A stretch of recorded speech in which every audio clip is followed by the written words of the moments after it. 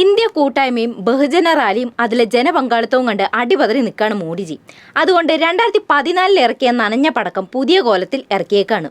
രാജ്യത്തെ കള്ളപ്പണം മുഴുവൻ തിരിച്ചു പിടിക്കുമെന്നും എന്നിട്ട് സാധാരണക്കാരായ ജനങ്ങൾക്ക് 15 ലക്ഷം രൂപ തരുന്നൊക്കെ പറഞ്ഞിരുന്നില്ലേ?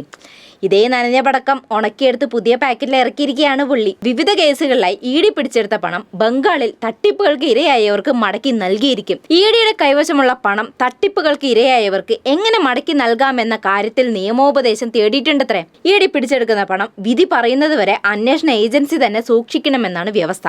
കുറ്റവിമുക്തനാക്കപ്പെട്ടാൽ പിടിച്ചെടുത്ത പണം കോടതി ഉത്തരവ് പ്രകാരം മടക്കി നൽകുകയും വേണം. ശിക്ഷിക്കപ്പെട്ടാൽ പണം സർക്കാരിന്റെ ഖജനാവിലേക്കും പോകും. നിയമം ഇതായിരിക്കെ ED പണം മടക്കി നൽകുന്നത് എങ്ങനെയാണ്?